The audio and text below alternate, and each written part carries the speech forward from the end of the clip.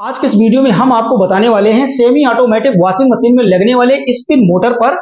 तो spin motor में connection के लिए आप देखते होंगे 3 वायर आपको मिल जाता है जिसे रनिंग स्टार्टिंग कॉमन कहते हैं। तो इसके वायर की पहचान कैसे करना है इसकी कंप्लीट जानकारी देंगे, क्योंकि जब आप किसी सेमी ऑटोमेटिक वॉशिंग मशीन में स्पिन मोटर की वायरिंग करते हैं और आपको वायर की पहचान नहीं होता है तो पता चलता है कि मशीन तो आपकी जैसे तैसे एक बार चल गई, लेकिन उसका मोटर गर्म हो रहा है, आरपीएम उसका कम हो गया, या पता चला कुछ दिन के बाद आपका मोटर जल गया।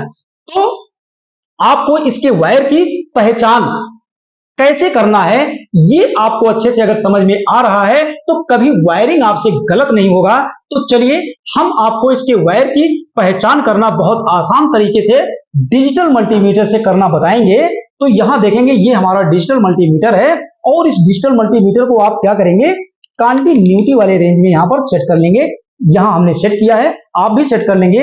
अब यहां देखेंगे मोटर के अंदर से ये जो 3 तार निकलता है इसमें रनिंग स्टार्टिंग और कॉमन की पहचान करना बहुत आसान होता है। तो इसके लिए एक छोटा सा सिद्धांत मैं आपको बताना चाहता हूं कि मीटर के दोनों प्रांत से आप क्या करेंगे, किसी यहां देखेंगे 3 वायर हैं तो इसके किसी 2 वायर के बीच में आपको सबसे ज्यादा रेजिस्टेंस अगर मिल जाता है तो शेष बचा तार कॉमन होता है।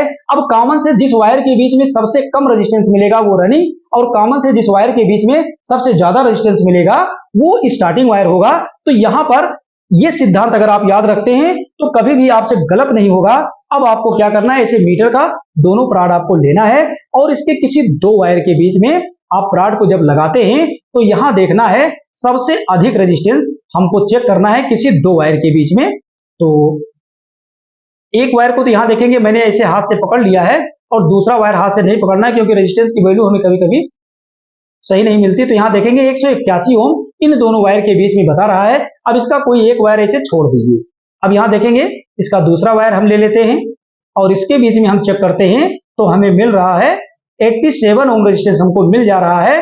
तो इस तरह से आप इसके किसी 2 वायर में सबसे अधिक रेजिस्टेंस की जांच करेंगे तो हमें सबसे अधिक रेजिस्टेंस यहां देखेंगे इन दोनों वायरों के बीच में मिल रहा है, अर्थात ये ब्लैक वायर जो है और ये स्लेटी वायर, इन दोनों वायर के बीच में हमें सबसे ज्यादा रेजिस्टेंस मिला है। तो आप भी ऐसे चेक करेंगे किसी 2 वायर के बीच में जब आपको भी सबसे ज्यादा रेजिस्टेंस मिल जाता है, जैसे यहां आप देखेंगे एक बार फिर से मैं आपको चेक करा देता हूं, यहां 181 ओम रेजिस्टेंस हमको मिल रहा है, सबसे अधिक रेजिस्टेंस इन दोनों वायर के बीच में है। तो ये दोनों वायर आपका रनिंग स्टार्टिंग होगा और ये जो वायर आपका बच गया ये कॉमन होगा।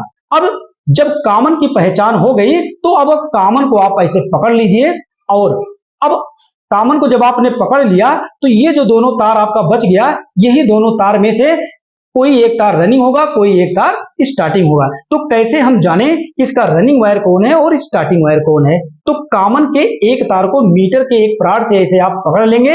अब यहां देखेंगे इसका कोई एक तार आप ले लीजिए, जिस वायर के बीच में सबसे कम रेजिस्टेंस मिलेगा वो मोटर का रनिंग वायर होगा।